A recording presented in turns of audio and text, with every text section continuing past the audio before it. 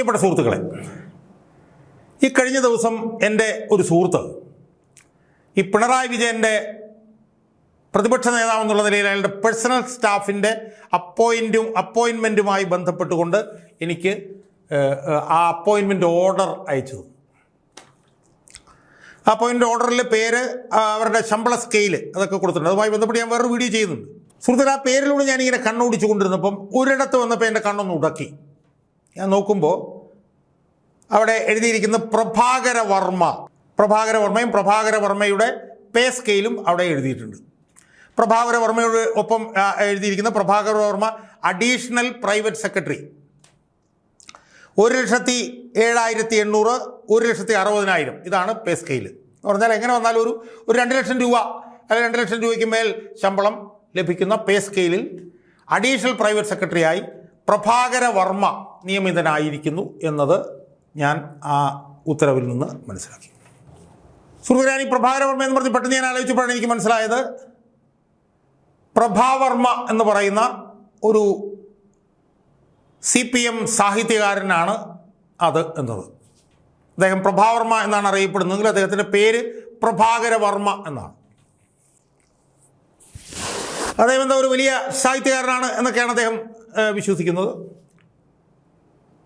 അദ്ദേഹത്തിൻ്റെ പേര് പ്രഭാകര വർമ്മ എന്നായിരുന്നുവെന്നും അക്കാലത്ത് അദ്ദേഹം അയച്ചു കൊടുക്കുന്ന സാഹിത്യ സൃഷ്ടികളൊന്നും പ്രസിദ്ധീകരിക്കപ്പെടാതെ വന്നതുകൊണ്ട് ആണ് അദ്ദേഹം തൻ്റെ പേര് പ്രഭാവർമ്മ എന്നാക്കി മാറ്റിയത് എന്നുമൊക്കെ ദോഷൈക ദൃക്കുകൾ പറയുന്നുണ്ട്. അതൊന്നും നമ്മൾ വിശ്വസിക്കേണ്ട.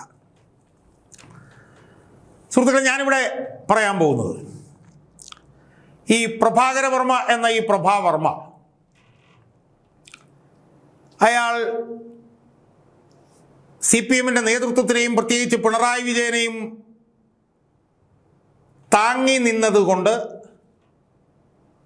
അല്ലെങ്കിൽ CPM നേതൃത്വം എടുക്കുന്ന എല്ലാ തെറ്റായ നടപടികളെയും കണ്ണും പൂട്ടി നിന്ന് അനുകൂലിച്ച് താങ്ങി നിന്നതുകൊണ്ട് അയാൾ ഉണ്ടാക്കിയ സാമ്പത്തിക നേട്ടം എന്താണ് എന്ന് എൻ്റെ പ്രേക്ഷകരുടെ അടുത്ത് പറയാനാണ്.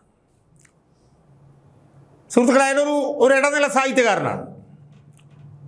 അദ്ദേഹത്തിന് കേന്ദ്ര ഗവൺമെൻറ്റിൻ്റെ ഒക്കെ തന്നെ പുരസ്കാരങ്ങളൊക്കെ കിട്ടിയിട്ടുണ്ട്.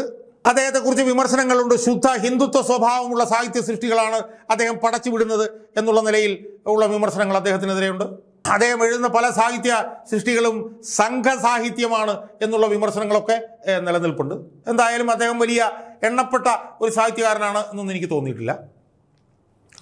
പക്ഷേ അദ്ദേഹത്തിൻ്റെ അടിസ്ഥാന വിധേയത്വം എന്ന് പറയുന്നത് CPMൻ്റെ ഔദ്യോഗിക നേതൃത്വത്തോടാണ് എന്നത് വ്യക്തമാണ്.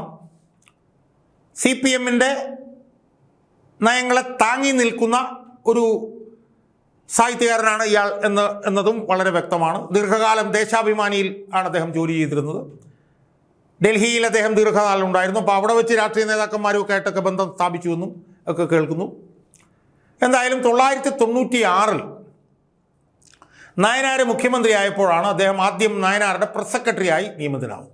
അങ്ങനെ 1996-2001 അദ്ദേഹം നയനാരുടെ സ്റ്റാഫിൽ വന്നു. അത് ഇതുപോലെ കാക്ക പിടിച്ച് നേതാക്കന്മാരുടെയൊക്കെ കാലി തിരുമിയാണ് വന്നത് എന്നൊക്കെയുള്ള ആരോപണങ്ങൾ ഉണ്ട്.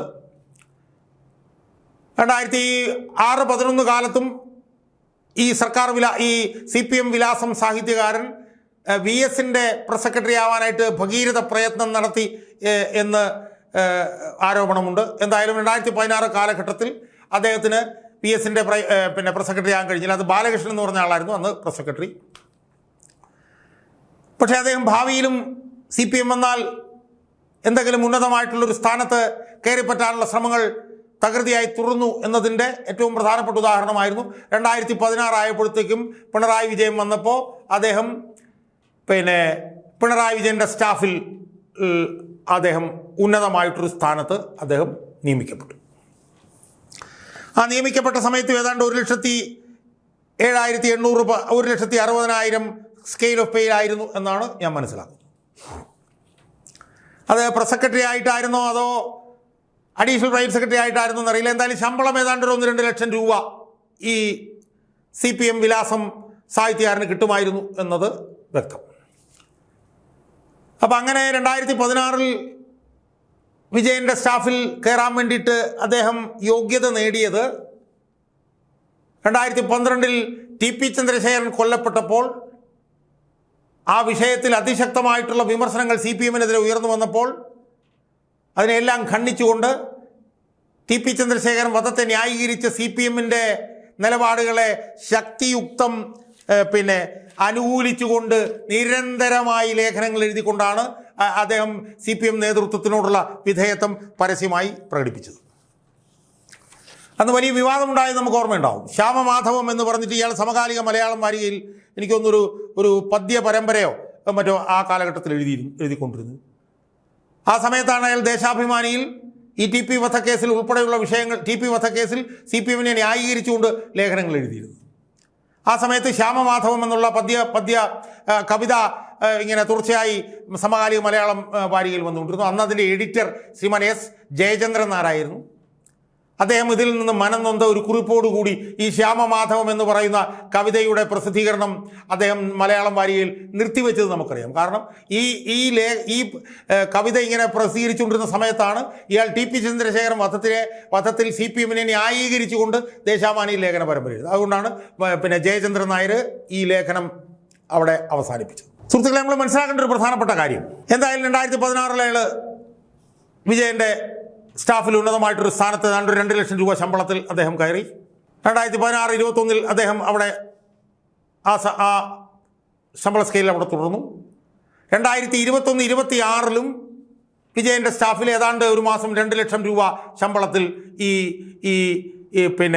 ഈ സംഘസാഹിത്യം എഴുതുന്നു എന്ന ആരോപണമുള്ള ഈ സാഹിത്യകാരൻ അവിടെ തുടർന്നു. ഇപ്പോൾ അതാ നോക്കൂ, 2026-31 വിജയൻ വീണ്ടും പ്രതിപക്ഷ നേതാവായപ്പോൾ വിജയൻ്റെ സ്റ്റാഫിൽ അഡീഷണൽ പ്രൈവറ്റ് സെക്രട്ടറിയായി ഏതാണ്ട് 2 ലക്ഷം രൂപ ശമ്പളത്തിൽ ഈ പ്രഭാകര വർമ്മ എന്ന് പറഞ്ഞ പ്രഭാവർമ്മ വീണ്ടും തുടരുക. സുഹൃത്തുക്കളെ, അപ്പം ഞാൻ അങ്ങനെ ചെയ്തതെന്ന് വെച്ചാൽ ഇയാൾ ഈ 5 വർഷം കൂടെ തികഞ്ഞു കഴിയുമ്പോൾ ശമ്പളം ഇനത്തിൽ എത്ര കിട്ടും എന്നൊരു കണക്കൂട്ടൽ ഞാൻ നടത്തി നോക്കി. സുഹൃത്തുക്കളെ, ഞെട്ടിപ്പോയി.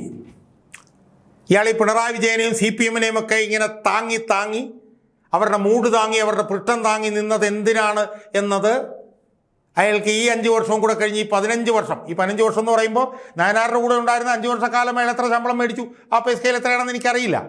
അതും എനിക്ക് തോന്നുന്നൊരു 1 കോടി രൂപ എടുത്തെങ്കിലും അയാൾക്ക് 5 വർഷം കിട്ടിക്കാണുമെന്ന് എനിക്ക് തോന്നുന്നൊരു 75 ലക്ഷം രൂപയെങ്കിലും അന്ന് കിട്ടിക്കാണും എന്നാണ് എൻ്റെ ഓർമ്മ. എന്തായാലും സുഹൃത്തുക്കളെ, 2016 വിജയനോടൊപ്പം തുടർന്ന ഇയാളുടെ സേവന കാലാവധി 2031 വിജയൻ പ്രതിപക്ഷ നേതാവ് സ്ഥാനത്ത് നിന്ന് ഒഴിയുമ്പോൾ അന്ന് വരെ അവിടെ ഇരുന്നാൽ ആ 15 വർഷ കാലഘട്ടത്തിനിടയിൽ ഈ പ്രഭാകര വർമ്മ എന്ന് പറഞ്ഞ ഈ പ്രഭാവർമ്മ എന്തോ വലിയ സാഹിത്യകാരനാണെന്ന് പറയുന്ന ഇയാൾ CPM-ന്റെ മൂട് താങ്ങി നിന്നതുകൊണ്ട് ഇയാൾ ഈ 15 വർഷക്കാലം കൊണ്ട് ഉണ്ടാക്കാൻ പോകുന്ന എത്രയെന്നറിയാമോ? ശമ്പള ഇനത്തിൽ 3,60,00,000 രൂപ. അത് ശമ്പള ഇനത്തിൽ മാത്രമാണ്. പിന്നെ TA DA, പിന്നെ വീട്ടിൽ താമസിക്കുമ്പോൾ കിട്ടുന്ന ആനുകൂല്യങ്ങൾ, കാറ്, ഈ സൗകര്യങ്ങളൊക്കെ വേറെ ആനുകൂല്യങ്ങളൊന്നും ഞാൻ നോക്കുന്നില്ല. എന്തായാലും ഈ പ്രഭാകര വർമ്മ എന്ന പ്രഭാവർമ്മ കഴിഞ്ഞ ഈ 2016 മുതൽ 2031 വരെ വിജയനെ താങ്ങി നിന്നതുകൊണ്ട്, ഈ വിജയനെ താങ്ങി നിന്നാൽ എന്താ കുഴപ്പം സുഹൃത്തുക്കളെ? വിജയനെ താങ്ങി നിന്നുകൊണ്ട് ഈ 15 വർഷം കൊണ്ട് 3,60,00,000 രൂപ എന്നുള്ള കണക്ക് ഞാൻ എത്തി. എങ്ങനെയാണ്? ഒരു മാസം 2 ലക്ഷം രൂപ, ഒരു വർഷം 24 ലക്ഷം രൂപ, 24 ലക്ഷം ഗുണം 5 എന്ന് പറയുന്നത് 1,20,00,000 രൂപ. അപ്പോൾ 2016-21 1,20,00,000 രൂപ, 2021-26 പ്രഭാകര വർമ്മയ്ക്ക് വീണ്ടും 1,20,00,000 രൂപ, 2026-31 1,20,00,000 രൂപ, അങ്ങനെ 3,60,00,000 രൂപ. പിന്നെ 2001 നയനാറിന് കൂടി ഇരുന്നത് കൊണ്ട് ഏതാണ്ട് ഒരു 70 ലക്ഷം രൂപയെങ്കിലും, ഒരു 70-75 ലക്ഷം രൂപയെങ്കിലും കിട്ടിയിട്ടുണ്ടാവും. അപ്പോൾ പ്രഭാകര വർമ്മ ഈ 31 കഴിഞ്ഞ് 2031 കഴിഞ്ഞ് വീട്ടിൽ വിശ്രമിക്കാൻ മക്കളുടെ മക്കളൊക്കെ ആയിട്ട് വിശ്രമിക്കാൻ ചെല്ലുമ്പോൾ ഈ പ്രഭാകര വർമ്മയ്ക്ക് ഏതാണ്ടൊരു 4 ചില്ലാനം കോടി രൂപ ഈ CPM-നെ സേവിച്ചതിന് അയാളുടെ ഖജനാവിലേക്ക് പോയിട്ടുണ്ടായിരിക്കും. പിന്നെ നല്ലൊരു തുക പെൻഷൻ പിന്നീട് മരിക്കുന്നിടം വരെ ഒരു 80-85 വയസ്സ് വരെ ജീവിക്കുമല്ലോ കേരളത്തിലൊരു നിലയനുസരിച്ച്. ഒരു 50,000-50,000 70,000 പെൻഷനും കിട്ടും. പോരെ? പിണറായി വിജയനെ താങ്ങിയാൽ എന്താ സുഹൃത്തുക്കളെ? TP കേസിൽ CPM-ന്റെ നിലപാടിനെ ന്യായീകരിച്ചാൽ എന്താ കുഴപ്പം? എന്താ ചവറ്റുകൊട്ടയിൽ എറിഞ്ഞ പിണറായി വിജയനെ ന്യായീകരിച്ചാൽ എന്താ കുഴപ്പം? എന്താ പച്ച നോട്ടല്ലേ വീട്ടിലേക്ക് വരുന്ന സുഹൃത്തുക്കൾ? മാസം 2 ലക്ഷം രൂപ വെച്ച് വന്നാൽ പുളിക്കുമോ? ഞാൻ ചോദിക്കുന്നത്, ഇയാൾ ഈ സ്ഥാനത്തല്ലായിരുന്നെങ്കിൽ എന്ത് സംഭവിക്കുമായിരുന്നു? അവിടെ ഇവിടെ എന്തെങ്കിലും ചെറിയ സാഹിത്യകാരനായിട്ട് 5-6 പുസ്തകം പ്രസിദ്ധീകരിച്ച് എവിടെയെങ്കിലും മൂലയ്ക്ക് ചാരിയിരിക്കുമായിരുന്ന വർമ്മയ്ക്ക്, ഈ പ്രഭാകര വർമ്മ എന്ന് പറയുന്ന പ്രഭാവർമ്മയ്ക്ക് പിണറായി വിജയനെയും CPM-നെയും താങ്ങിയത് കൊണ്ട് അയാളുടെ കുടുംബത്തിലേക്ക് വന്നത് 4 കോടിയിൽ പരം രൂപ എന്നത് നമ്മൾ മനസ്സിലാക്കുക. അതുകൊണ്ട് തന്നെ ഈ CPM-നെ താങ്ങാൻ ഇനിയും നേതാക്കന്മാരുണ്ടാവും. CPM-ന്റെ മൂട് താങ്ങാനും CPM-ന്റെ പിട്ടം താങ്ങാനും ഇനിയും സാഹിത്യകാരന്മാർ ഉണ്ടാവും എന്നുള്ള കാര്യത്തിൽ എനിക്ക് യാതൊരു തർക്കവുമില്ല.